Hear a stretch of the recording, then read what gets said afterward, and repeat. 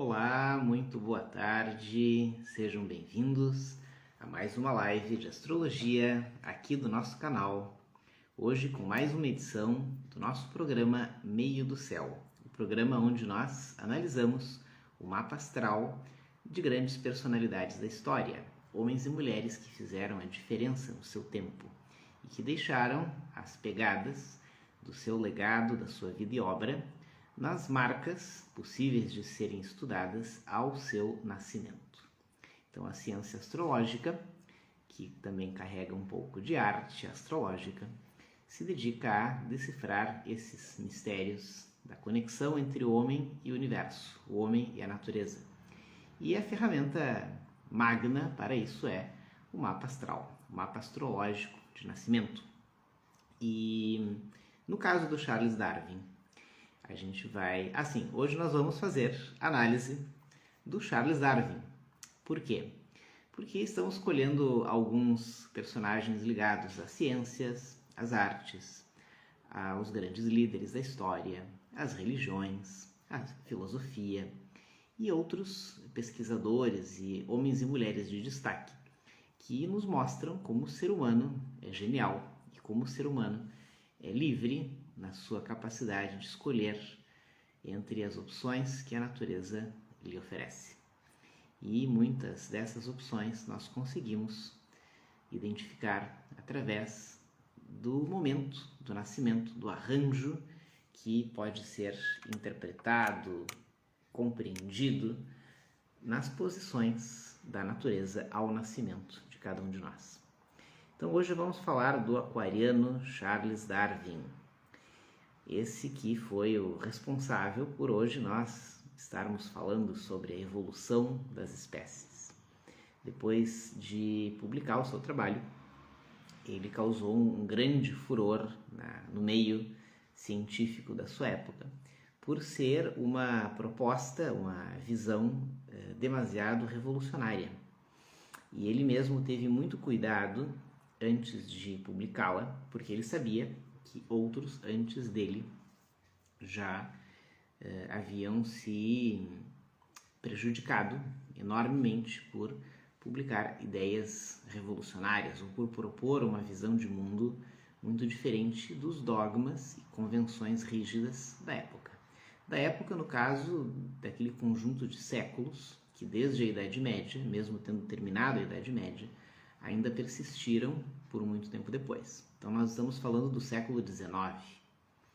No século XIX ainda imperava um certo medievalismo dentro de algumas visões até da ciência que já havia avançado bastante, mas ainda permanecia obscura em alguns aspectos. Por isso que estamos falando de um aquariano. Quando analisamos o mapa do Charles Darwin, que como outros personagens pode ocorrer uma certa dúvida em relação ao horário, eu já adianto que esse é um dos casos que a gente conta com vários estudos disponíveis na internet de estudos de retificação, né? Ou seja, de dedução através da biografia, dos aspectos da vida da pessoa, dos eventos mais marcantes na vida da pessoa e datas, a gente consegue ter uma aproximação maior do horário mais provável. Então, isso nos dota de, às vezes, mais de uma opção de mapa. E aqui nós temos uma retificação, né, que coloca o Charles Darwin com o Sol em Aquário, naturalmente, mas com o ascendente em Sagitário. A Lua, que não muda conforme o horário, né, salvo em casos muito limítrofes, está em Capricórnio. E a Lua em Capricórnio vai ser um pouco dessa forma mais estável e ponderada e objetiva de expressar as suas opiniões, gostos e tal. Mas estamos falando de um aquariano extremamente futurista, de mente aberta, espírito investigativo, e que com o ascendente Sagitário, o aspecto sagitariano que mais se verifica na vida do Charles Darwin vai ser exatamente a importância das viagens, a importância da investigação através de muitos lugares, do deslocamento físico mesmo, né? E desse espírito aventureiro, porque são duas grandes aventuras que ele vive ao mesmo tempo. Primeiro, a aventura da sua grande viagem a bordo do navio Beagle, já falaremos sobre isso. E segundo, a aventura de propor uma nova visão para tudo, uma nova visão para a evolução de todos os seres vivos. Isso foi extremamente impactante no seu tempo. Vamos fazer uma breve síntese, como de costume. Charles Darwin, ele estudou medicina e depois teologia. Não chegou a concluir, como bom aquariano, né? Se interessou por muitos assuntos e partiu numa viagem muito longa de circunvolução, de volta ao mundo, né? Da Terra, chamada, uma viagem, né, junto com um grupo de navegadores, e ele foi como naturalista. Naturalista é um termo muito vago, muito amplo, que engloba muitas coisas, mas que é como ele acabou ficando conhecido. Ele se dedicou tantos anos a pesquisar com os seus conhecimentos médicos e científicos, a pesquisar as espécies biológicas, então ele acabou, ao morrer, sendo reconhecido como, não biólogo, mas naturalista, né? Ele investigou as espécies nos seus habitats naturais em diferentes partes do mundo. Isso durante alguns anos. Foram 5 anos de uma mesma viagem. Esse foi a coroa de uma série de trabalhos que ele pôde oferecer posteriormente como um grande apanhado de pesquisas acerca das espécies, da evolução, da biologia, da lógica de desenvolvimento dos seres vivos. Entendam que em 1850, né, esse trabalho foi publicado em 1859, em 1850, nessa década, havia um grande avanço científico em várias frentes e a mentalidade científica estava muito aberta. Porém, havia um engessamento muito grande em relação à questão religiosa. Por quê? Porque frente ao enigma da origem do ser humano e das espécies, havia apenas uma explicação oficial que era monopolizada pela religião, mais especificamente no mundo ocidental, pela religião cristã de matriz católica, que explicava que o ser humano tinha vindo do Adão, tinha sido criado, né, como Adão e Eva. E só. Então não havia outras explicações. É óbvio que ao longo da história foram se acumulando muitas leituras diferentes dessa, né? E leituras científicas, leituras filosóficas, leituras de muitas bases além dessa. Mas isso tudo foi ignorado, ou digamos assim, aplastado pela imposição dos dogmas religiosos, nesse caso específico no Ocidente. Então, no Ocidente medieval e pós-medieval. Esse é um dos aspectos medievais dos séculos pós-Idade Média que permaneceram até o século XIX. Só que no século XIX o mundo tinha avançado muito e a visão de mundo tinha se tornado muito mais ampla e essa explicação não cabia, mas não tinha outra.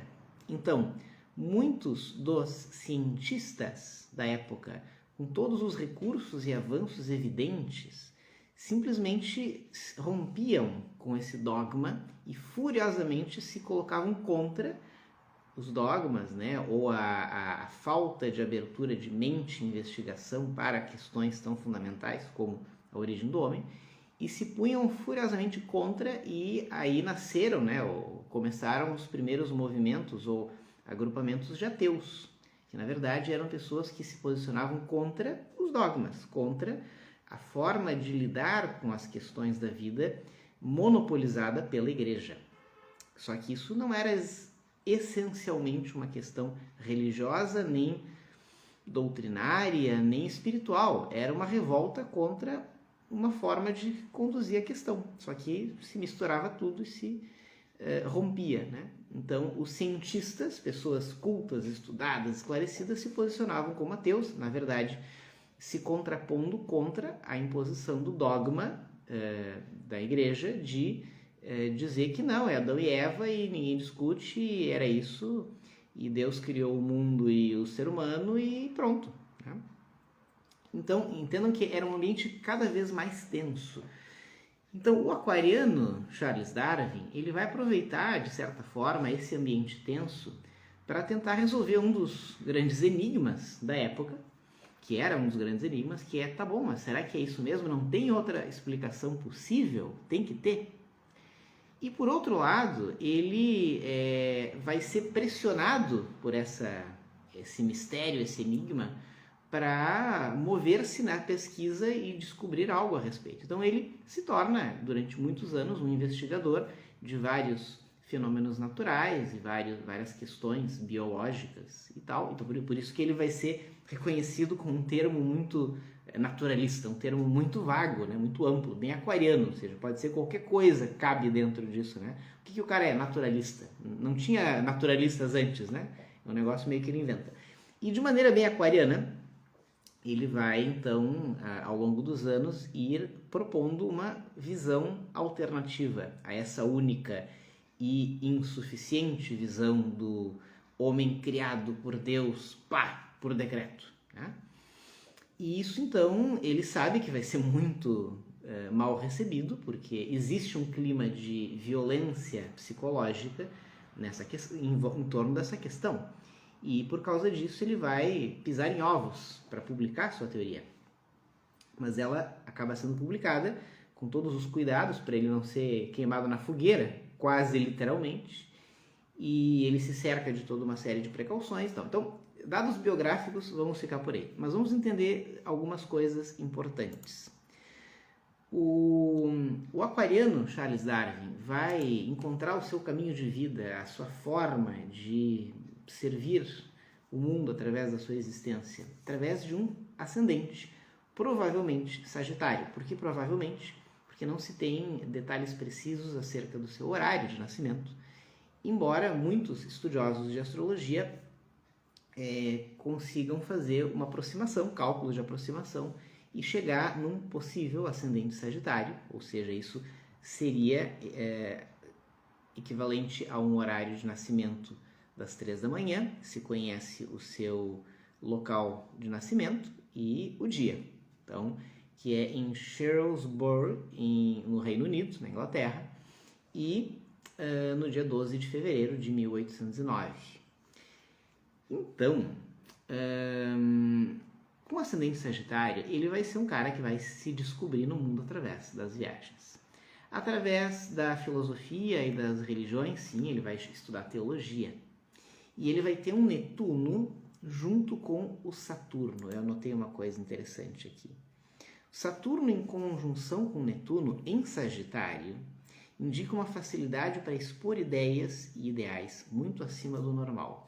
Por que uma facilidade para expor? Bom, primeiro, o ascendente, né, projeta ao mundo, através da ação, tudo que a pessoa tem para...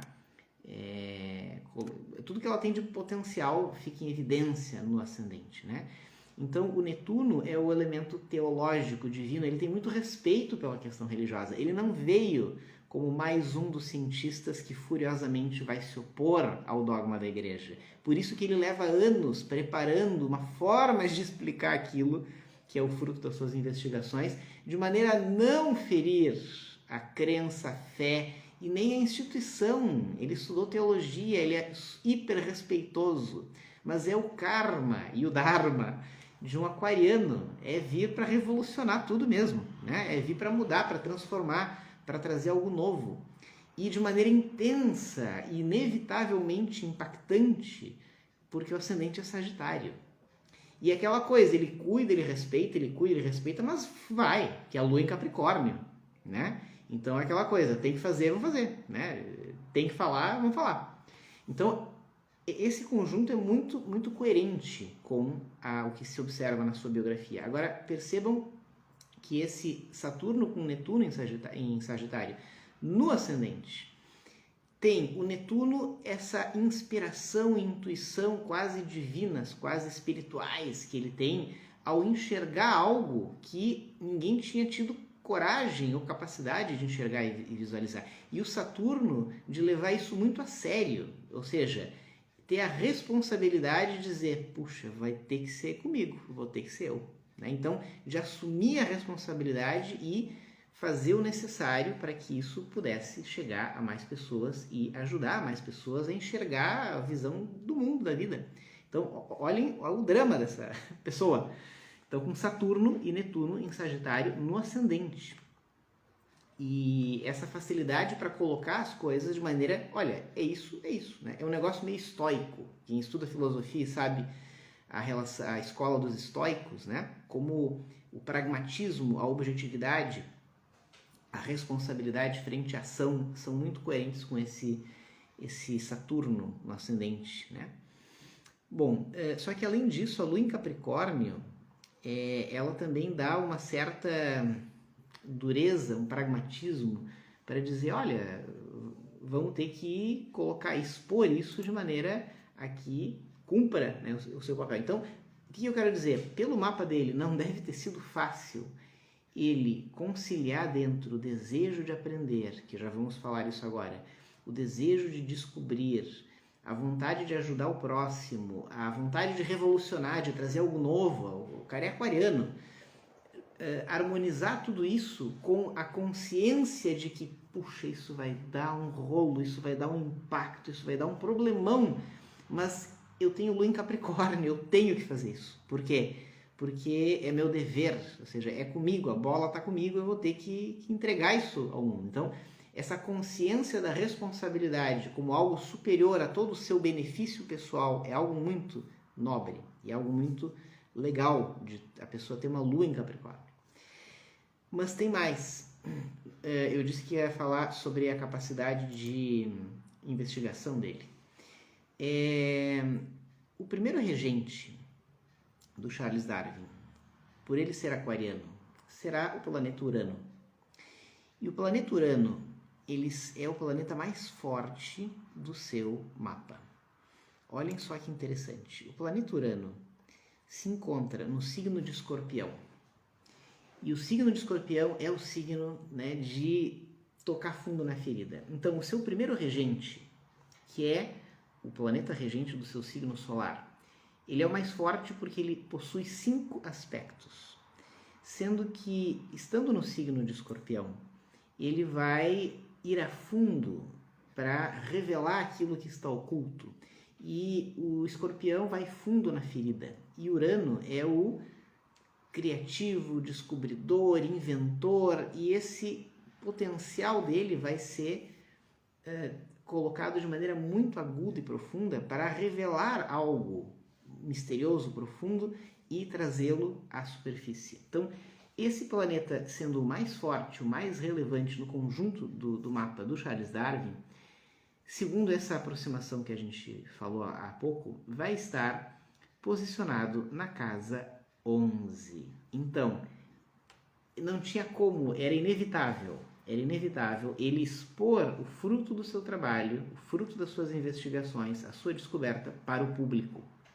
Então, ele demorou décadas para ter, não é coragem, né, mas para se organizar e fazer estratégia de publicação do seu trabalho.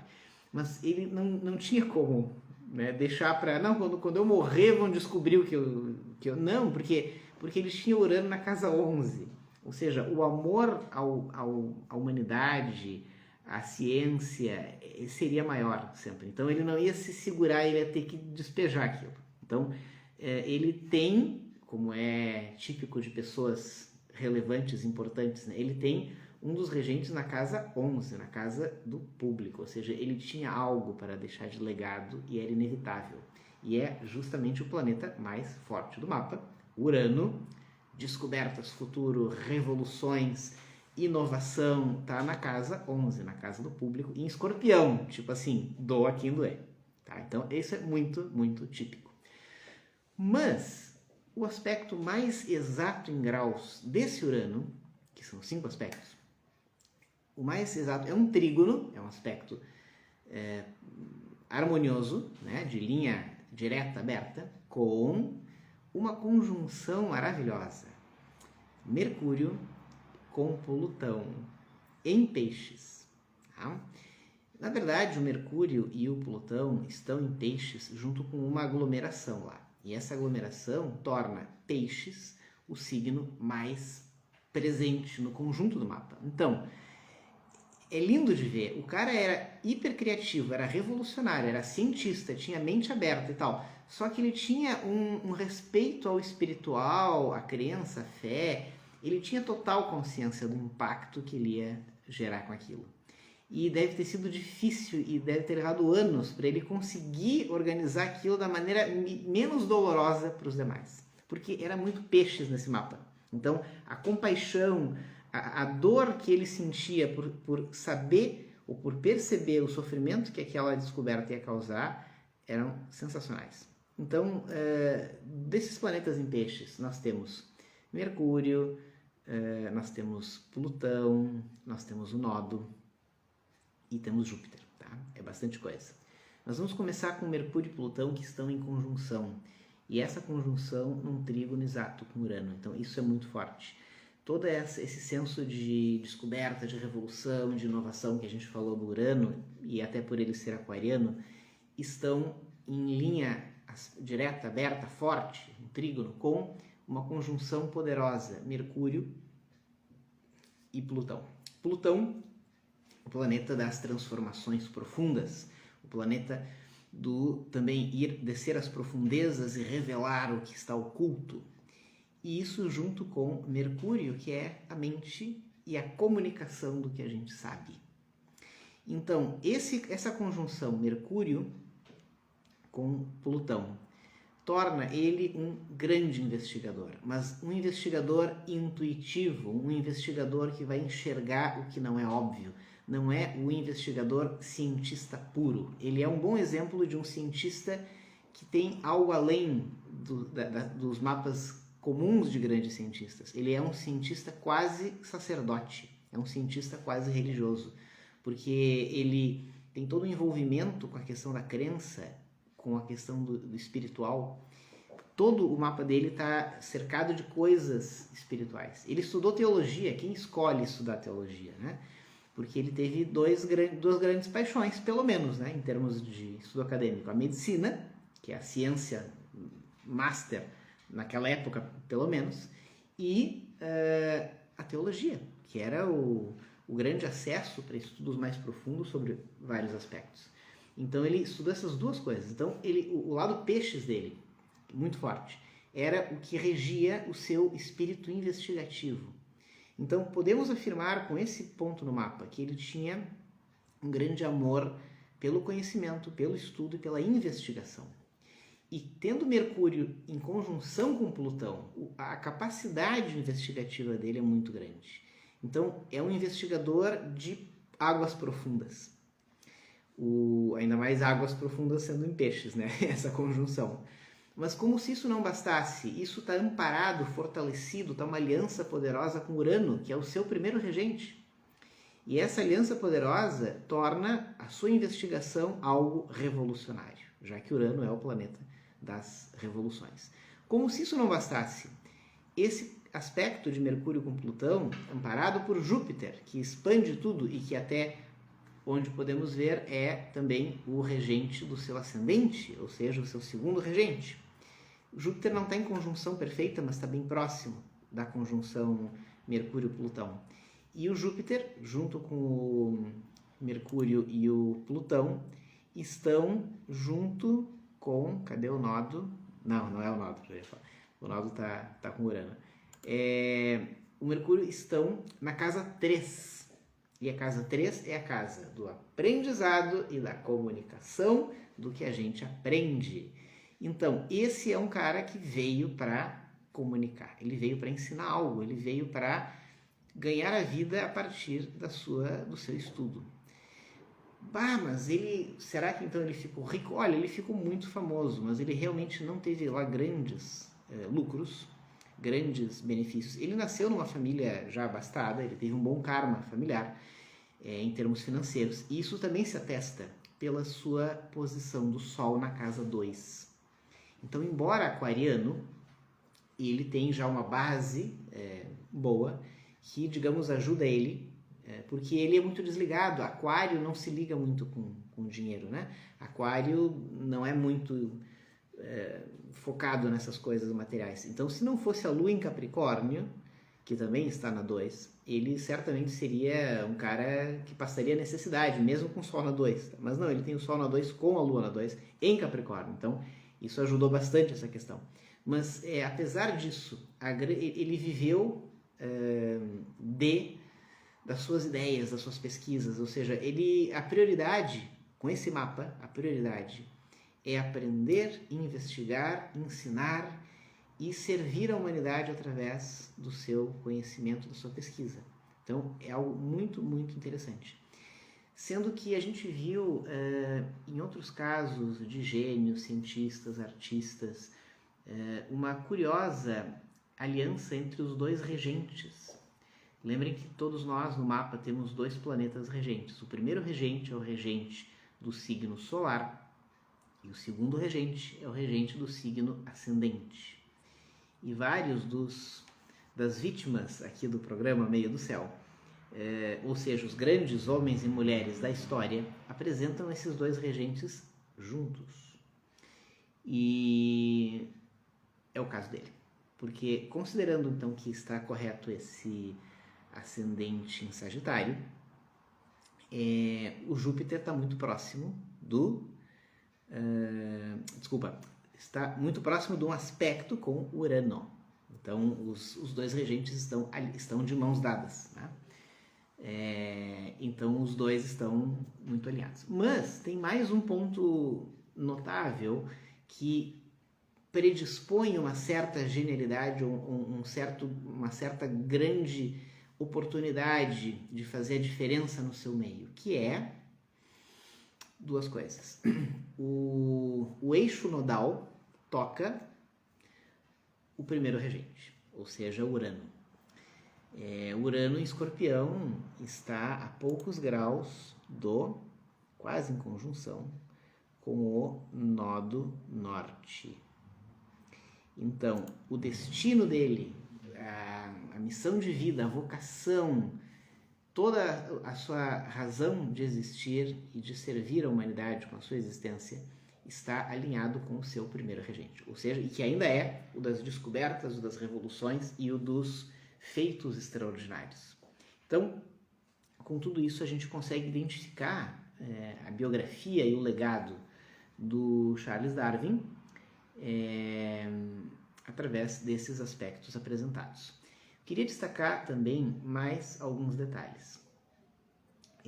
A questão da investigação, Mercúrio com Plutão, a questão da capacidade de raciocínio, da genial manejo com aprender, ensinar, explicar e publicar e manejar esses conhecimentos através da casa 3, em especial do Júpiter na casa 3 e dessa conjunção fortíssima de Mercúrio com Plutão na casa 3. E queria destacar mais um ponto que é o Marte na 10. O Marte na 10 é o grande aspecto dos combatentes no trabalho. É aqueles que lutam através do seu trabalho e no seu trabalho precisam lutar para sobreviver, para se impor, para fazer acontecer. Então, ele teve que fazer isso indiscutivelmente. O Charles Darwin ter Marte na 10 chega a ser quase óbvio, porque o seu trabalho foi motivo de guerra, porque ao publicar as suas ideias, ele alimentou a pior parte, digamos assim, da comunidade científica, que não queria muito saber tanto das ideias dele ou de acompanhar nos raciocínios investigativos. Queria munição para fuzilar os inimigos, que eram a igreja, né? Com a sua outra forma de explicar dogmaticamente a origem do homem.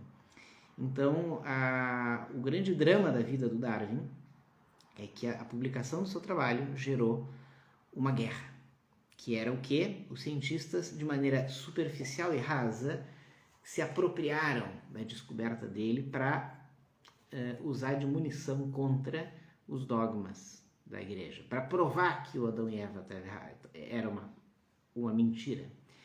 E não era essa a ideia. Então, essa é uma das grandes dores. E olha só, o cara tem Marte na casa 10. O trabalho dele gera uma guerra, né? E ele vai ter que terminar a vida lutando, se esgrimindo no meio da guerra que ele provoca, né? Sabendo que vai dar isso, mas ele não pode evitar. Porém, ele tem Marte em Libra. O Marte em Libra é o guerreiro da paz. O Marte em Libra é o cara que não... tipo assim, ó, ele faz de tudo para evitar o atrito. Então, ele vai agir sabendo que vai causar o atrito, mas ele faz de tudo para evitar o atrito. Por quê? Porque ele é o da paz, ele quer a paz. E ele tem meio do céu em Libra. Então, eu imagino a dor, a agonia deste homem ao perceber ou enxergar o drama que ele causa com o seu trabalho, né? Então, e a Vênus, Mila, a Vênus do Charles Darwin estava em Áries, tá? Estava cravado no fundo do céu. Ele vai ter uma vida muito reservada nesse ponto, né? A questão amorosa. Ele vai ter uma companheira, não vai dar para falar muitos aspectos biográficos, mas vai ter uma companheira muito, muito especial, né? Porque não é fácil acompanhar a vida que ele escolheu viver, né? Mas vai ser uma coisa muito reservada, né? Muito, muito intimista. A Vênus dele está em Áries, né? Ele vai priorizar as coisas externas, né? É um aquariano, né? Não é um canceriano, né? Mas o meio do céu em Libra vai fazer com que ele sofra muito com todo o atrito que ele tem que causar. E o curioso é que esse Marte em Libra, que essa briga que ele causa vai ter uma conotação complexa. Quando ele publica a sua obra, o ponto-chave, né, do seu trabalho é o desenvolvimento de uma lógica na evolução das espécies uma da outra. Então ele coloca que todos os seres têm ancestrais comuns. Então isso não vale só para o homem, vale para todos os seres vivos. Então que a natureza segue uma inteligência na organização das suas espécies e reinos. Então isso está dentro de uma inteligência divina. Então não é nada, não nega Deus, não nega nada, simplesmente acrescenta uma visão de encadeamento lógico dos eventos biológicos. Só que isso coloca que o ser humano tem ancestrais comuns próximos dele, né? Ou seja, os mamíferos todos vão se encontrar, indo para trás, vão acabar se encontrando no passado, na origem. Em nenhum momento na sua obra ele afirma que o homem veio do macaco. E quem tiver dúvidas sobre isso é só ler a sua obra A Origem das Espécies, que é longo, que é chato, porque ele tinha Saturno no ascendente, né? Então, é longo, ele tinha Lua em Capricórnio, não estava nem aí se ia ser longo ou ia ser chato, mas é longo e é chato, e aí ninguém lê. E acho que o pessoal da época também não leu. Então, eles usaram de maneira muito superficial esse raciocínio, que, digamos assim, é um pouco complexo, né? Que é, os seres vivos têm ancestrais comuns, a evolução é um processo natural e contínuo entre todas as espécies de seres vivos e existe uma seleção natural dos mais aptos. Então, aquele que passa ao momento seguinte não é o mais forte, o mais inteligente, mas aquele que melhor se adapta. E, na verdade, a inteligência é um fator de adaptação. Ou melhor, a adaptação é um fator de inteligência. Então, isso vai ser colhido de maneira rápida e superficial e rasa pela pior parte da comunidade científica da época, e ele propor que o homem tem ancestrais comuns a vários mamíferos e mais proximamente com os macacos, vai ser superficialmente reproduzido como o homem veio do macaco. E mais, é uma teoria que ele propõe dessa ancestralidade comum. Então, o homem veio do macaco e o Darwin provou que o homem veio do macaco. Estão vendo? Foi uma precipitação conveniente, porque aí o Darwin provou que o homem veio do macaco, virou outro dogma, para combater o dogma anterior. Então, o dogma anterior, que era Deus criou Adão e depois a Eva, e assim começou a humanidade, foi substituído por um outro dogma. É mentira. O Darwin provou que o homem veio do macaco. Então, por isso que eu digo que é a pior parte dos cientistas, porque na verdade isso não é um raciocínio científico, e sim é a confecção de um novo dogma para combater o primeiro, simplesmente por furiosos que queriam combater, queriam munição e não tanto ciência. Então daí vem a dor e o sofrimento do Darwin com esse meio do céu em Libra, com esse monte de planetas em peixes, né? Ele sente muito o sofrimento do que o seu trabalho causa, mas é inevitável ele realizá-lo. E por essa razão nós vamos encontrar esse destino, esse Dharma revolucionário do Darwin expressado no eixo nodal, né, em especial no nó do norte, em conjunção com o seu primeiro regente Urano, em Escorpião, ou seja, doa quem doer. Então, com isso, a gente completa esse mapa tão complexo, esse mapa tão original e, na verdade, como vários que a gente vem trazendo aqui no programa Meio do Céu, muito coerentes, muito morais em relação aos seus donos, né?